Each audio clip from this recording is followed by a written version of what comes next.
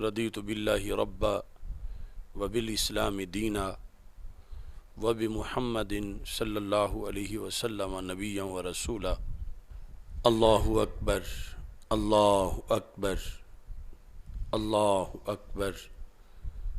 لبیک لبیک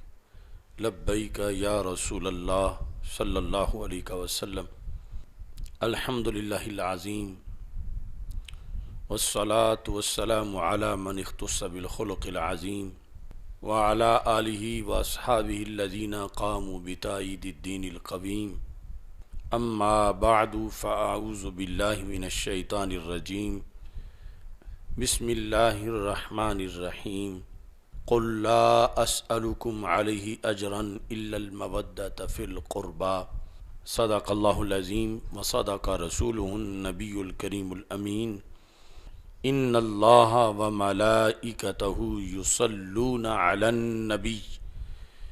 یا ایہا الذین آمنوا صلوا علیہ وسلموا تسلیما۔ الصلاۃ والسلام علیک یا سیدی یا رسول اللہ وعلی آلک واصحابک یا حبیب اللہ۔ الصلاۃ والسلام علیک یا سیدی یا خاتم النبیین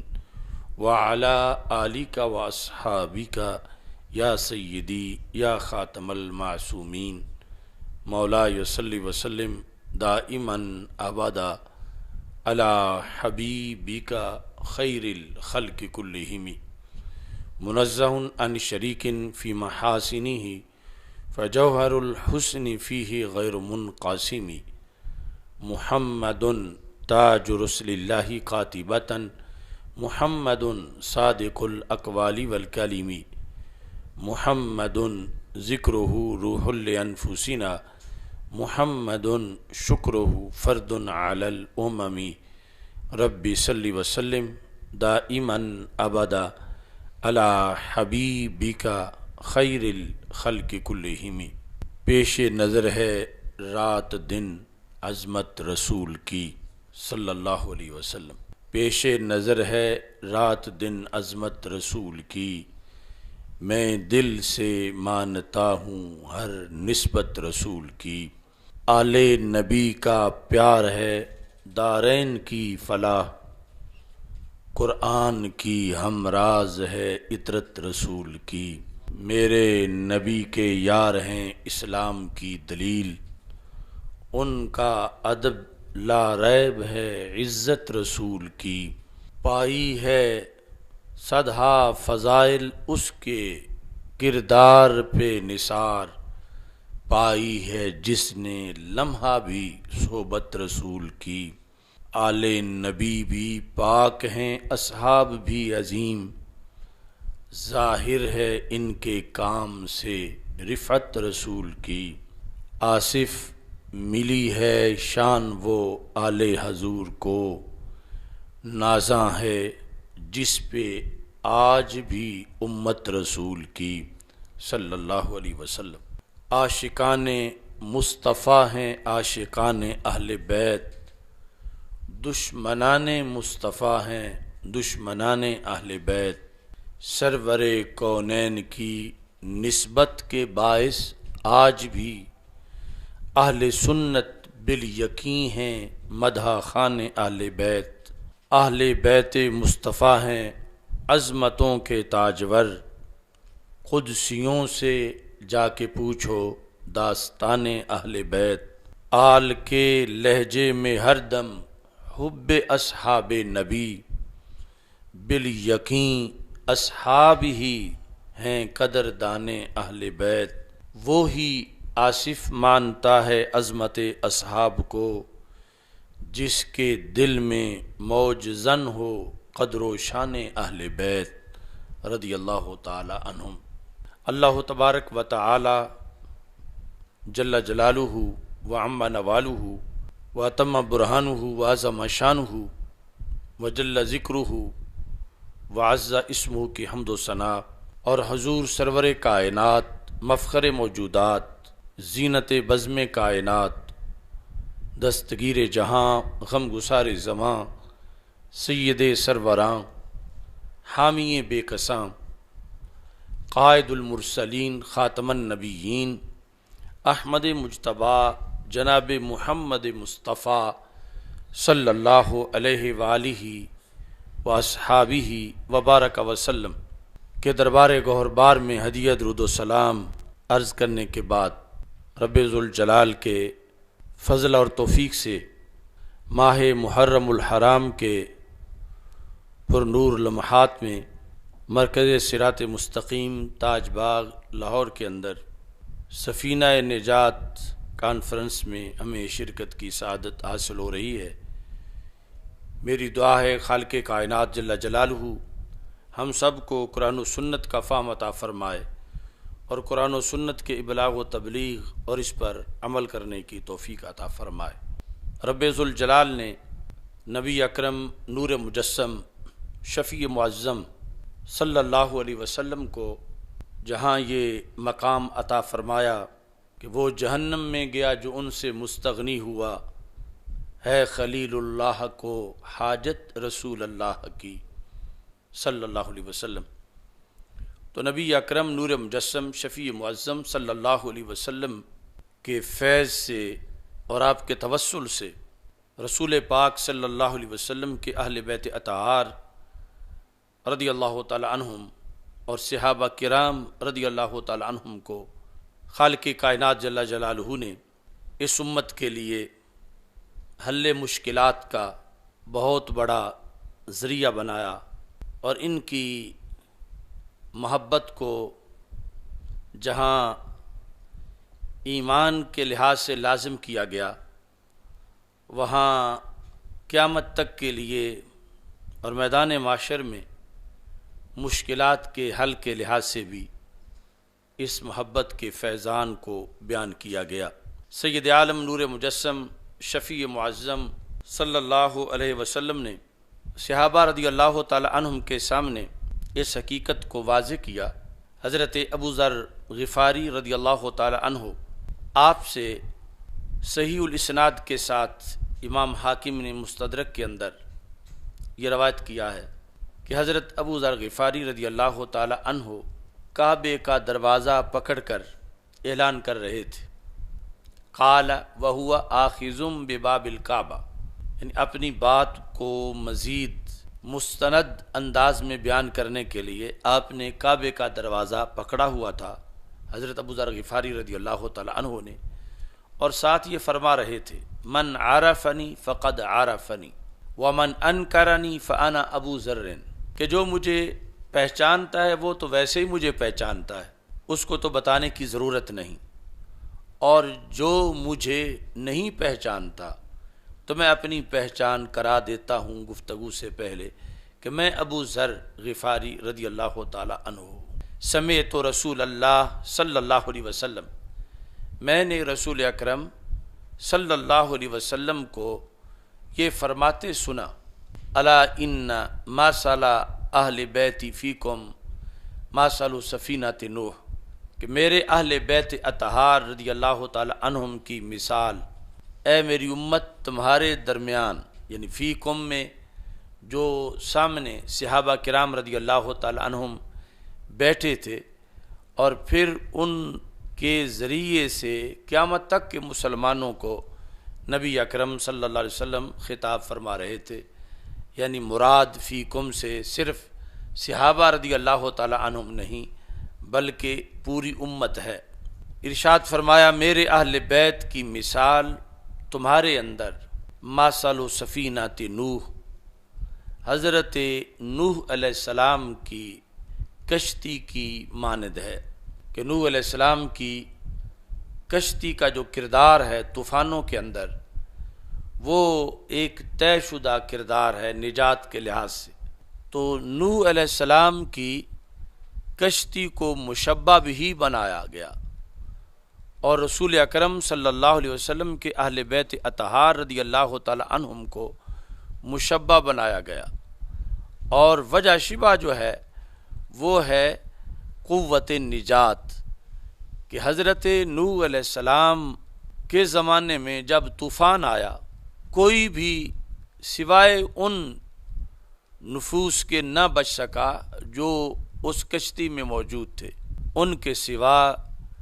کسی کو بھی نجات نہ ملی، اور وہ کشتی جس میں سوار تھے لوگ حضرت نوح علیہ السلام کے ہمراہ، ان کو ہی نجات ملی، باقی سب جو ہیں اس طوفان کے اندر غرق ہو گئے۔ تو رسول اکرم نور مجسم شفیع معظم صلی اللہ علیہ وسلم نے قیامت تک کے حالات کو سامنے رکھتے ہوئے یہ خطبہ دیا تھا، اور یہ بھی خطبات ختم نبوت میں سے ایک خطبہ ہے، یعنی رسول پاک صلی اللہ علیہ وسلم صحابہ کے ذریعے سے اصل میں بعد والوں کو خطاب کر رہے تھے، کیونکہ صحابہ کرام رضی اللہ تعالی عنہم کی تو شان یہ ہے لا تمس النار من رآنی اور رآ من رآنی، کہ ہمارے آقا صلی اللہ علیہ وسلم نے فرمایا کہ جس نے حالت ایمان میں مجھے دیکھ لیا جہنم کی آگ اس کے قریب نہیں جا سکتی، اور جس نے میرے دیکھنے والوں کو حالت ایمان میں دیکھ لیا جہنم کی آگ ان کے قریب بھی نہیں جا سکتی۔ تو صحابہ کرام رضی اللہ تعالی عنہم سے خطاب کا مطلب اصل میں ان کے ذریعے سے آگے باقی امت تک پیغام پہنچانا تھا کہ صحابہ اس حدیث کا ابلاغ کریں، اپنی تقاریر میں اپنے خطبوں میں اس چیز کو بیان کریں۔ باقی اپنی صحابہ کی جو نجات تھی وہ تو رسول پاک صلی اللہ علیہ وسلم کی صحبت میں رہنے کی بنیاد پر حتمی تھی، اور اس میں یہ چیز پہلے ہی سے موجود تھی کہ صحابہ اور اہل بیت رضی اللہ تعالی عنہم کا جو باہمی تعلق ہے۔ تو رسول پاک صلی اللہ علیہ وسلم نے سفینہ نوح کے ساتھ اہل بیت اطہار رضی اللہ تعالی عنہم کو، یعنی ان کی محبت کو تشبیہ دی، مر راکبہا نجا، تو جو مشبہ بھی ہے پھر اس کا کردار بیان کیا کہ جو اس کشتی میں سوار ہوا تھا نجا، اس نے نجات پائی،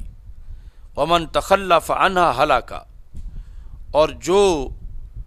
اس کشتی سے پیچھے رہ گیا وہ ہلاک ہو گیا۔ طوفان کے اندر وہ اپنا وجود برقرار نہیں رکھ سکا، اور نہ ہی کسی اور ذریعے سے وہ منزل مراد تک پہنچا۔ تو رسول اکرم نور مجسم شفیع معظم صلی اللہ علیہ وسلم نے اہل بیت اطہار رضی اللہ تعالی عنہم کی اس محبت کو سفینہ نوح قرار دے کر امت کو قیامت تک کے لیے اس محبت سے وابستہ رہنے کا حکم ارشاد فرمایا، اور اس کو نجات کی ضمانت بنایا، اور ساتھ یہ واضح کر دیا کہ اگر کوئی شخص اہل بیت اطہار رضی اللہ تعالی عنہم سے بغض رکھتا ہے معاذ اللہ، تو کتنا ہی زاہد و عابد کیوں نہ ہو، اس کی عبادت اس کو نجات نہیں دے سکتی۔ جو دوسری طرف رسول اکرم نور مجسم شفیع معظم صلی اللہ علیہ وسلم نے اس انداز میں بھی اس چیز کو بیان کیا کہ ایک شخص اگر کعبہ کے سامنے بیٹھا ہو اور دن رات بندگی کرتا رہے، اور اس کے بعد اس کی وفات ہو، اگر اس کے دل کے اندر حب نبی حب اہل بیت نہیں ہے اور بغض ہے اس کے سینے میں، تو دخل النار، وہ جہنم میں داخل ہوگا۔ یعنی اس کا کعبۃ اللہ کے قرب میں ہونا، یعنی من صفنا بین الرکن والمقام وصلی وصام ثم مات، کہ جس شخص نے رکن اور مقام کے درمیان، یعنی حجر اسود اور مقام ابراہیم کے درمیان کعبۃ اللہ کے سامنے مصلی بچھایا، اور پھر صلی وصام، عبادت میں مصروف رہا، دن رات عبادت کرتا رہا، ثم لقی اللہ، اس کے بعد اس کا وہ وقت آیا کہ وہ فوت ہوا اور اللہ سے جا ملا، داخل النار، نتیجہ یہ نکلا کہ وہ جہنم میں گیا۔ اس کا سبب کیا تھا؟ رسول اکرم صلی اللہ علیہ وسلم نے فرمایا وَهُوَ مُبْغِضٌ لِأَهْلِ بَيْتِ محمد صلی اللہ علیہ وسلم، کہ اس میں کوئی شک نہیں کہ وہ کعبۃ اللہ کے سامنے تھا، اس نے کلمہ بھی پڑھا تھا، وہ نمازی تھا، روزے دار تھا، اور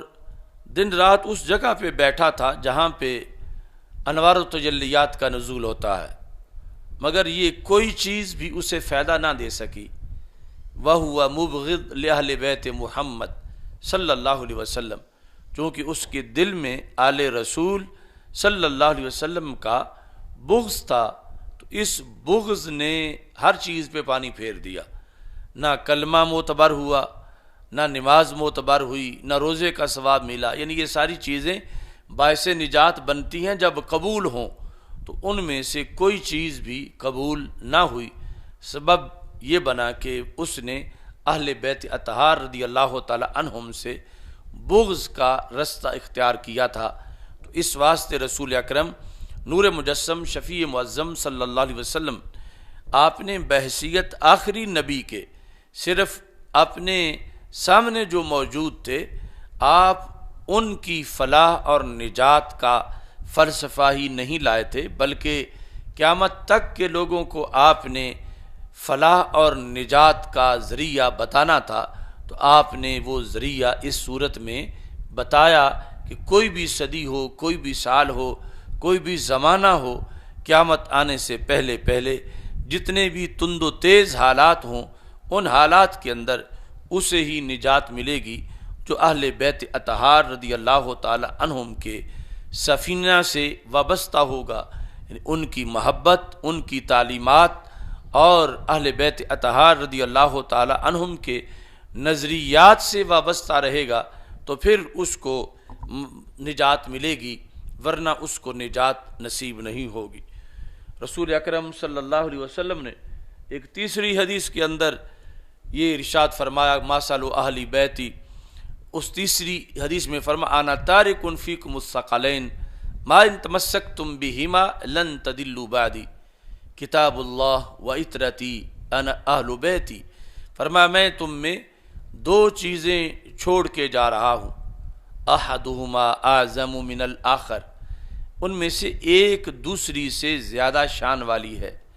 وہ دو چیزیں کیا ہیں؟ فرمایا قرآن اور میرا خاندان، میری عطرت، یہ دو چیزیں میں تمہارے درمیان چھوڑ کے جا رہا ہوں۔ اور ما ان تمسکتم بہما، جب تک تم ان دونوں سے تعلق قائم رکھو گے، لن تضلوا بعدی، تاکید نفی ہے، فرمایا ہرگز میرے بعد تم گمراہ نہیں ہوگے۔ شرط یہ ہے کہ تعلق تم رکھو گے، اور شرط یہ ہے کہ ان دونوں سے رکھو گے۔ اگر دونوں میں سے ایک سے تعلق کا تم نے اہتمام کیا تو وہ شرعی تعلق نہیں ہوگا، چونکہ شرعی تعلق بنے گئی تب جب دونوں سے ہوگا، چونکہ دونوں آپس میں لازم و ملزوم ہیں۔ ایسا نہیں ہو سکتا کہ جو قرآن سے بغاوت کر کے اہل بیت اطہار علیہم رضوان کے پاس آئے تو اہل بیت اطہار اس کو اپنے دامن میں جگہ دے دیں، ایسا نہیں ہو سکتا۔ اور ایسے ہی جو اہل بیت اطہار رضی اللہ تعالیٰ عنہم سے بغاوت کر کے قرآن مجید برہان رشید کے پاس آئے تو قرآن اس کو اپنے دامن میں چھپا لے، ایسا نہیں ہو سکتا۔ اگر یہاں دھڑا بندی ممکن ہوتی کہ قرآن اہل بیت کے مخالف کو قبول کر لیتا اور اہل بیت قرآن کے مخالف کو قبول کر لیتے، تو پھر تو یوں گزارا ہو جاتا کہ کچھ ایک کے ذریعے جنت چلے جاتے، کچھ دوسرے کے ذریعے جنت چلے جاتے، مگر ان کی پالیسی یہ ہے کہ یہ آپس میں یوں متحد ہیں، لن یتفرقا، قیامت تک ان میں اختلاف نہیں ہوگا۔ اگر اختلاف ممکن ہوتا تو پھر کوئی اگلی صورت بنتی دھڑا بندی کی، تو ان میں اختلاف قیامت تک ہمیشہ کے لیے نہیں ہوگا۔ جب ان میں اختلاف نہیں ہے تو پھر کسی ایک سے تعلق محض کامیابی کی دلیل نہیں بنے گا، چونکہ جس سے تعلق بنایا وہ بھی اس تعلق کو قبول نہیں کرے گا۔ دونوں کے ساتھ تعلق ہوگا تو پھر وہ تعلق نجات کی ضمانت بنے گی، تو وہ تعلق اس کی وجہ سے نجات ملے گی۔ تو ہمارے آقا صلی اللہ علیہ وسلم نے جو دو چیزیں ہمارے لیے قیامت تک نجات کے لیے چھوڑیں، ان میں رسول اکرم صلی اللہ علیہ وسلم کے اہل بیت اطہار اور قرآن مجید، اور قرآن مجید کو جمع کرنے والے، روایت کرنے والے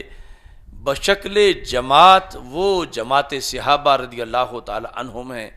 کہ جن کی روایت سے قرآن ہے، جن کے جمع کرنے کی بنیاد پہ قرآن جمع ہوا، جن کے ایمان کو مانے تو قرآن کو مان سکتے ہیں۔ تو اس بنیاد پر رسول اکرم نور مجسم شفیع معظم صلی اللہ علیہ وسلم نے قرآن مجید کے ذریعے سے صحابہ رضی اللہ تعالی عنہم کی محبت کو بھی اس نجات کا حصہ بنا دیا۔ اس بنیاد پر اہل سنت و جماعت اللہ کے فضل سے اس یقین پر ہیں کہ دارین میں جو سعادت کا فارمولہ رسول اکرم صلی اللہ علیہ وسلم نے عطا کیا، اس کو عرف عام کے اندر عقیدہ اہل سنت سے تعبیر کیا جاتا ہے کہ جہاں یہ دونوں محبتیں آپس میں لازم و ملزوم قرار دی گئی ہیں۔ اور اسی لیے اعلی حضرت مجدد دین و ملت آپ نے ان دونوں محبتوں کے اتحاد کی بنیاد پر یہ سعادت اور یہ فضیلت اہل سنت و جماعت کی بیان کی، جو حقیقت میں خود حضرت امام حسین رضی اللہ تعالی عنہ نے کربلا کے میدان کے اندر یہ حدیث مصطفیٰ صلی اللہ علیہ وسلم بیان کرتے ہوئے ارشاد فرمایا کہ رسول اکرم صلی اللہ علیہ وسلم کا فرمان ہے، الحسن والحسین سیدا شباب اہل الجنہ وقرۃ عین اہل السنہ، کہ امام حسن اور امام حسین رضی اللہ تعالی عنہما دونوں جنتی جوانوں کے سردار ہیں اور اہل سنت و جماعت کی آنکھوں کی ٹھنڈک ہیں۔ تو یہی کردار دیگر احادیث سے بھی امت مسلمہ کے لحاظ سے معین کیا گیا، اور بالخصوص اہل بیت اطہار رضی اللہ تعالی عنہم کے لحاظ سے رسول اکرم صلی اللہ علیہ وسلم نے ارشاد فرمایا، مولا علی رضی اللہ تعالی عنہ اس کے راوی ہیں، من احب ہذین، جس نے ان دونوں سے محبت کی۔ ہذین کا اشارہ امام حسن اور امام حسین رضی اللہ تعالی عنہما دونوں کی طرف تھا کہ ہمارے آقا صلی اللہ علیہ وسلم نے ارشاد فرمایا، من احب ہذین، جس نے ان دونوں سے محبت کی، واباہما، اور ان دونوں کے ابا جی سے محبت کی، یعنی حضرت مولا علی رضی اللہ تعالی عنہ، وامہما، اور ان دونوں کی امی جان سیدہ فاطمہ رضی اللہ تعالی عنہا سے عقیدت رکھی، کان معی فی درجاتی یوم القیامہ، وہ قیامت کے دن میرے درجہ کے اندر وہ موجود ہوگا، یعنی اسے خصوصی قرب کہ جس میں وہ میرا دیدار جب چاہے کر سکے، یہ سہولت اس کو جنت کے اندر عطا فرما دی جائے گی۔ حضرت زید بن ارقم رضی اللہ تعالیٰ عنہ کہتے ہیں کہ رسول اکرم صلی اللہ علیہ وسلم نے حضرت مولا علی، حضرت سیدہ فاطمہ، حضرت امام حسن اور حضرت امام حسین رضی اللہ تعالی عنہم، ان سب کے لحاظ سے ارشاد فرمایا، انا حرب لمن حاربتم وسلم لمن سالمتم، کہ جس سے تمہاری جنگ ہے اس سے میری جنگ ہے، اور جس سے تمہاری صلح ہے اس سے میری صلح ہے۔ نبی اکرم نور مجسم شفیع معظم صلی اللہ علیہ وسلم کے اسی مضمون کے فرامین امام سخاوی نے استجلاب و ارتقاء الغرف کے اندر ان کا تذکرہ کیا۔ آپ ارشاد فرماتے ہیں کہ نبی اکرم صلی اللہ علیہ وسلم نے ارشاد فرمایا، حضرت ابو ہریرہ رضی اللہ تعالی عنہ اس کی روایت کرتے ہیں کہ رسول پاک صلی اللہ علیہ وسلم ارشاد فرماتے ہیں، انما سمیت ابنتی فاطمہ، حضرت سیدہ فاطمہ رضی اللہ تعالی عنہا کے نام فاطمہ کی وجہ تسمیہ بیان کرتے ہوئے سرکار ارشاد فرماتے ہیں، میں نے ان کا نام فاطمہ کیوں رکھا، لأن اللہ فاطمہا ومحبیہا علی النار، اس واسطے کہ رب ذوالجلال نے سیدہ فاطمہ رضی اللہ تعالی عنہا کو اور وہ بندہ جو قیامت تک ان کی سچی عقیدت رکھے گا رب ذوالجلال نے ان کو دوزخ سے محفوظ کر رکھا ہے۔ ایسے ہی حضرت امام حسین رضی اللہ تعالی عنہ سے یہ روایت ہے، رسول اکرم صلی اللہ علیہ وسلم سے آپ روایت کرتے ہیں، یعنی امام حسین رضی اللہ تعالی عنہ بحیثیت ایک محدث کے کہ آپ نے بھی رسول پاک صلی اللہ علیہ وسلم کی تعلیمات کو امت تک پہنچانے کے لیے اپنا کردار ادا کیا، تو حضرت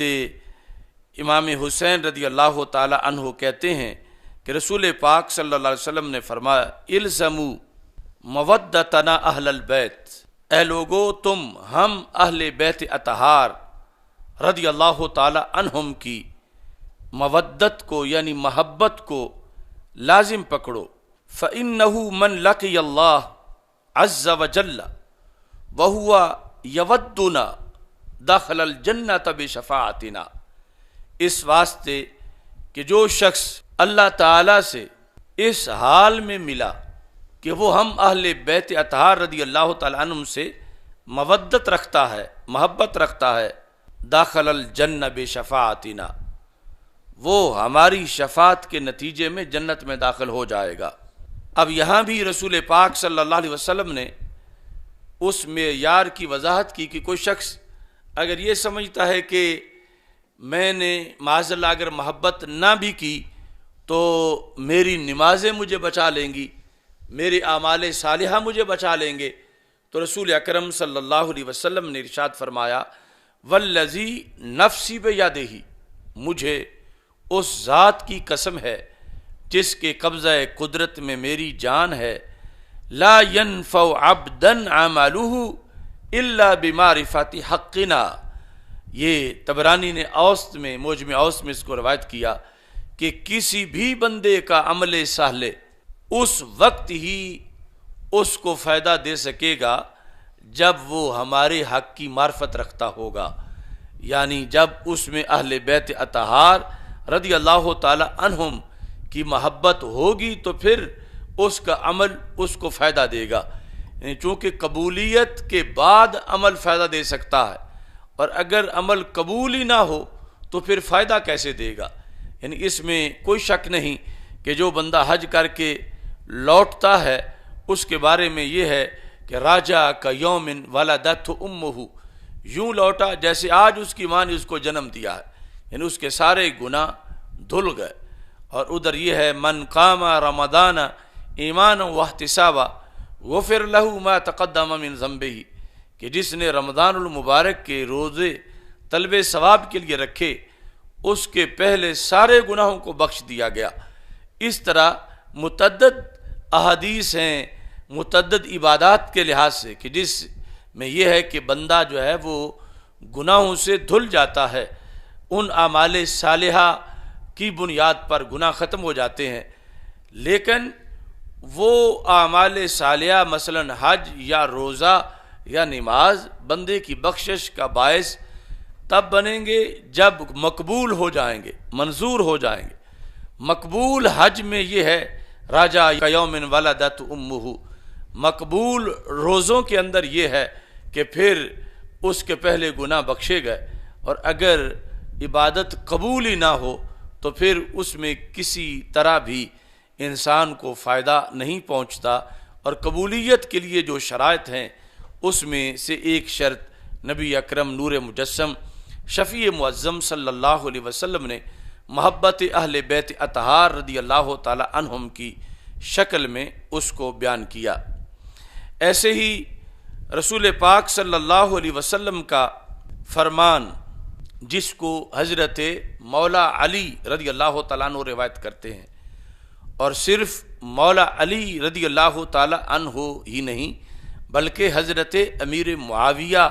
رضی اللہ تعالیٰ عنہ بھی اس کو روایت کرتے ہیں، یعنی یہ دونوں عظیم صحابی رسول پاک صلی اللہ علیہ وسلم سے سن کر اس حدیث کو بیان کرتے ہیں کہ ہمارے آقا صلی اللہ علیہ وسلم نے ارشاد فرمایا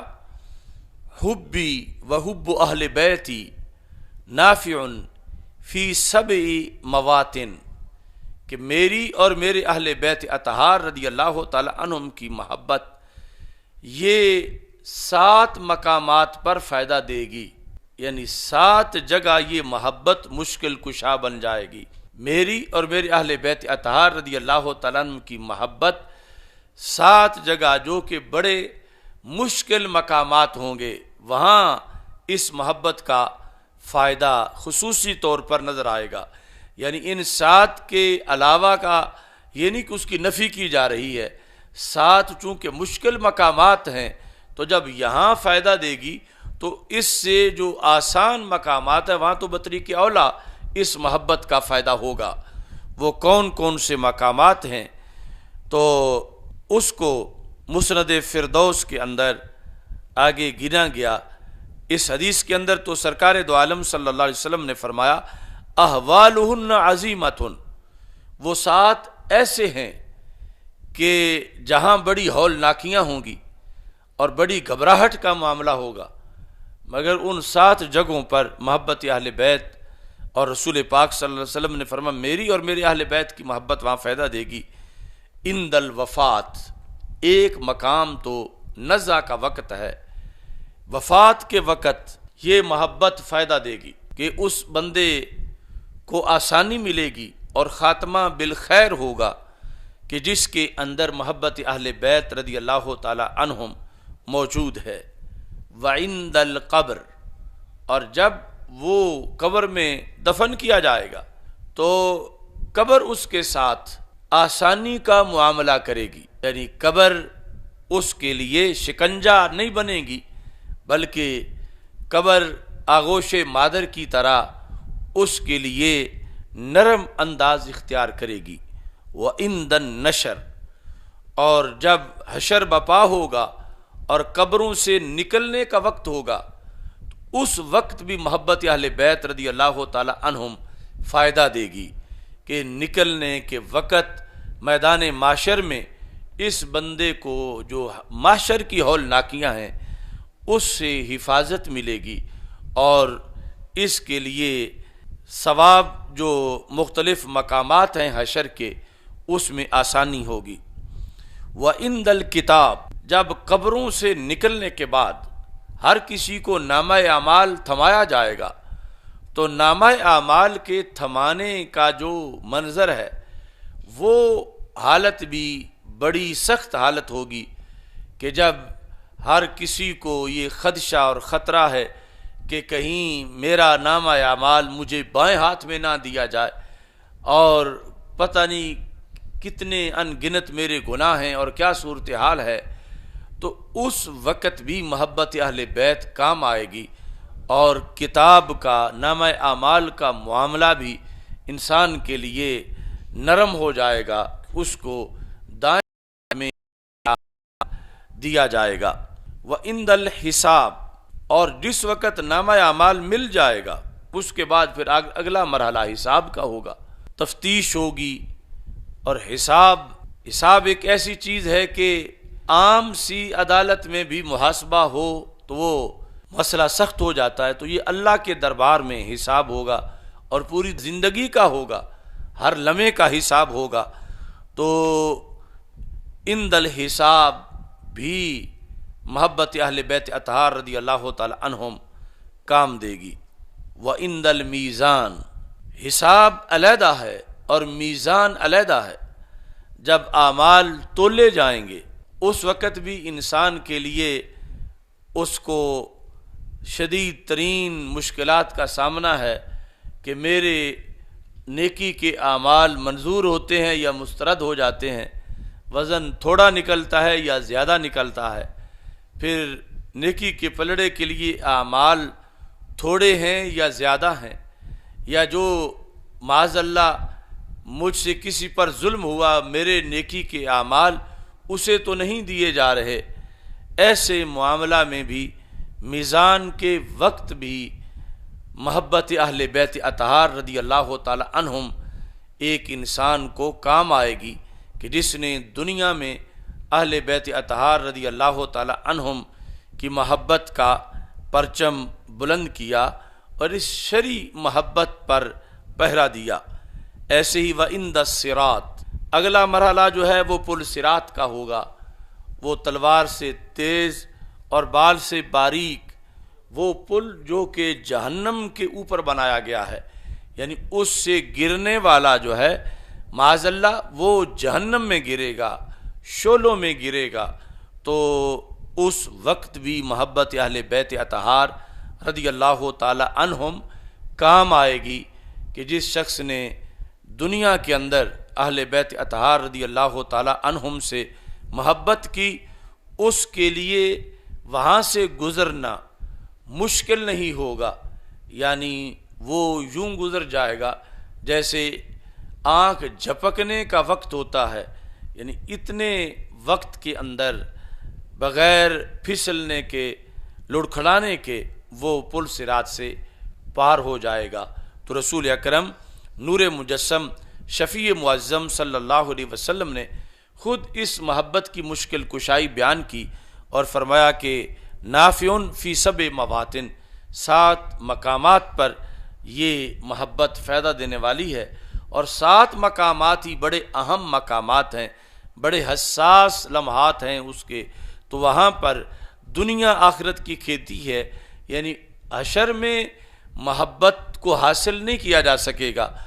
دنیا میں جو تھی سینے میں وہ کام دے گی، اور اس کے لحاظ سے آج لے ان کی پناہ، آج مدد مانگ ان سے، کل نہ مانیں گے قیامت کو اگر مان گیا۔ تو آج ہر شخص پہ لازم ہے کہ وہ اپنے سینے کی تلاشی لے کہ کہیں کوئی بغض اہل بیت رسول صلی اللہ علیہ وسلم کا کوئی کروڑواں حصہ بھی اس کے سینے میں کہیں چھپا ہوا تو نہیں ہے۔ اور آج جو ہے محبت اہل بیت رضی اللہ تعالی عنہم جو شرعی محبت ہے اس کو اپنے سینے کے اندر آباد کرے، کیونکہ یہ بھی ایک علیحدہ امتحان ہے کہ بہت سی چیزیں ایسی ہیں کہ دنیا میں جن کو ایک بندہ نیکی سمجھے گا، لیکن معاشر کے دن پتہ چلے گا یہ تو گناہ تھا جسے میں نیکی سمجھتا رہا۔ چونکہ انسان دنیا میں شیطان کے حملوں کی بنیاد پر وہ فیصلہ نہیں کر پاتا جب تک کہ اللہ کا خصوصی فضل و کرم شامل حال نہ ہو۔ تو دنیا میں ایک تو محبت اہل بیت کا ٹائٹل وہ ہے کہ جس کو بغض صحابہ سے تعبیر کیا جاتا ہے، یعنی صحابہ سے جتنا کسی کا زیادہ بغض ہوگا اتنا یہ کہا جائے گا کہ یہ محب اہل بیت ہے۔ جس طرح کے روافض ہیں، ان کے نزدیک یہ دستور ہے لا ولا الا ببراء، کہ جب تک معاذ اللہ ثم معاذ اللہ کوئی شخص اصحاب رسول صلی اللہ علیہ وسلم کو تبرہ نہ کرے اس وقت تک وہ محب اہل بیت نہیں ہو سکتا۔ تو یہ ان کے نزدیک محبت اہل بیت ہے کہ جس کو شریعت میں کبھی بھی قبول نہیں کیا جا سکتا، اور دوسری وہ محبت اہل بیت رضی اللہ تعالیٰ عنہم ہے کہ جس میں رسول پاک صلی اللہ علیہ وسلم نے ان دونوں محبتوں کو لازم کر دیا اور صحابہ کو کہا احبو اہل بیتی لحبی، اور قیامت تک کے مسلمانوں کو فرمایا کہ میرے اہل بیت اطہار رضی اللہ تعالیٰ عنہم سے تم میری وجہ سے پیار کرو، میرے چونکہ اہل بیت ہیں تم ان سے پیار کرو۔ اور پھر اہل بیت اطہار اور قیامت تک کے مسلمانوں کو یہ بھی فرمایا اللہ اللہ فی اصحابی، میرے صحابہ کے معاملہ میں اللہ سے ڈرتے رہنا، لا تتخذوہم غرضا من بعدی، انہیں میرے بعد نشانہ نہ بنا لینا، فمن احبہم فبحبی احبہم، جو ان سے پیار کرتا ہے وہ مجھ سے پیار کرتا ہے، فمن ابغضہم فببغضی ابغضہم، اور جو ان سے بغض رکھتا ہے وہ مجھ سے بغض رکھتا ہے۔ تو اس بنیاد پر اعلیٰ حضرت فاضل بریلوی رحمۃ اللہ علیہ کہتے ہیں اہل سنت کا ہے بیڑا پار، اصحاب حضور نجم ہیں اور ناؤ ہے عطرت رسول اللہ کی، کہ اہل سنت و جماعت اہل بیت اطہار رضی اللہ تعالی عنہم کی محبت کی کشتی میں سوار بھی ہیں، اور پھر جو پرانا طریقہ تھا کشتیوں کے ذریعے منزل تک پہنچنے کا کہ راتوں کو کھلے سمندروں میں ستاروں کے ذریعے ہی کسی جہت کا تعین ہو سکتا تھا، کیونکہ سمندروں کے اندر نہ تو بورڈ لگے ہوئے ہوتے تھے اور نہ ہی کوئی رستہ بتانے والا ہوتا تھا، تو ستاروں کو سامنے رکھ کر منزل کا تعین کیا جاتا تھا۔ جو کشتی پہ نہ بیٹھے محض ستاروں کو دیکھتا رہے وہ بھی منزل کو نہیں پہنچتا، اور جو کشتی پہ تو بیٹھ جائے مگر ستاروں سے رہنمائی نہ لے پھر بھی کشتی منزل تک نہیں پہنچتی۔ تو یہ دونوں چیزیں رب ذوالجلال نے اہل سنت و جماعت کو عطا کی ہیں کہ شرعی محبت اہل بیت اطہار رضی اللہ تعالی عنہم کی اور شرعی محبت صحابہ کرام رضی اللہ تعالی عنہم کی اہل سنت و جماعت کے عقیدے میں موجود ہے، کہ جس کو قیامت کے دن اللہ کے فضل و کرم سے نجات کا ضامن بنایا گیا ہے۔ شفا شریف کے اندر حدیث کے یہ الفاظ موجود ہیں، اگرچہ وہاں اس کی سند تو بیان نہیں کی گئی، لیکن قاضی ایاز مالکی رحمۃ اللہ علیہ نے حدیث یہ ذکر کی ہے، معرفت آل محمد صلی اللہ علیہ وسلم براءۃ من نار، کہ آل محمد صلی اللہ علیہ وسلم کی معرفت، ان کا عرفان، یہ کیا چیز ہے؟ براءۃ من النار، جہنم سے چھٹکارا ہے۔ وحب آل محمد صلی اللہ علیہ وسلم جواز علی الصراط، اور آل محمد صلی اللہ علیہ وسلم کی محبت جو ہے یہ پل صراط پہ گزرنے کا پاسپورٹ ہے۔ یعنی اس آج جدید عربی میں پاسپورٹ کو جواز کہتے ہیں، ویسے تو انگلش کا لفظ پاسپورٹ اس کو بھی عربی والے باسبورت کہتے ہیں، لیکن جو اصل عربی زبان میں اس کے لیے لفظ وضع کیا گیا وہ ہے جواز، یعنی این الجواز، تمہارا پاسپورٹ کہاں ہے؟ تو یہاں حدیث میں جواز علی الصراط، یعنی صراط مستقیم سے گزرنے کا پاسپورٹ ہے، کہ اگر یہ نہ ہو تو پھر ادھر کوئی جانے ہی نہیں دے گا۔ صراط مستقیم اور پل صراط پہ گزرنے کا جواز ہے۔ اب اس میں قدیم اور جدید عربی دونوں کے مجموعے سے یہ معنی بنے گا۔ اب جواز بمعنی ہے تجاوز، یعنی گزرنا، پار ہونا، کہ صرف چڑھنا ہی نہیں بلکہ اس پل سے پار ہونا۔ یہ دونوں چیزیں جو ہیں ان کے لیے مدار ہے محبت اہل بیت رضی اللہ تعالی عنہم، اور بالخصوص یعنی پرانی عربی کے لحاظ سے جو راجح معنی ہے وہ بنے گا کہ محبت اہل بیت اطہار رضی اللہ تعالی عنہم پل صراط سے پار ہونے کا، پار گزرنے کا، سلامتی اور عافیت کے ساتھ اس کو عبور کر لینے کا ذریعہ جو ہے وہ محبت اہل بیت رضی اللہ تعالی عنہم ہے۔ والولایات لآل محمد صلی اللہ علیہ وسلم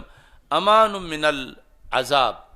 آل محمد صلی اللہ علیہ وسلم کی ولا یہ ہے گہری محبت، جس طرح کہ من کنت مولاہ فعلی مولاہ، اس میں مولا بمعنی محبوب ہے اور وہ لفظ مولا ولا سے بنا ہے۔ تو محبت ایڈوانس ترقی یافتہ محبت، بہت ہی پکی اور خالص محبت اہل بیت اطہار رضی اللہ تعالی عنہم کی، اس کے لحاظ سے اس کا فائدہ یہ بتایا گیا امان من العذاب، کہ عذاب جہنم سے وہ بچنے کا ذریعہ ہے۔ تو اس بنیاد پر آج کا جو موضوع ہے سفینہ نجات، اس کے بارے میں یہ چند احادیث میں نے آپ حضرات کے سامنے ذکر کی، اور پھر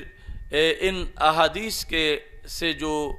خلاصہ نکلتا ہے محبت اہل بیت اطہار رضی اللہ تعالی عنہم نجات کی ٹکٹ ہے، نجات کی ضمانت ہے، نجات کا ذریعہ ہے، اور قطعی طور پر اس پر نجات کا مدار ہے۔ اس محبت کی شرائط میں سے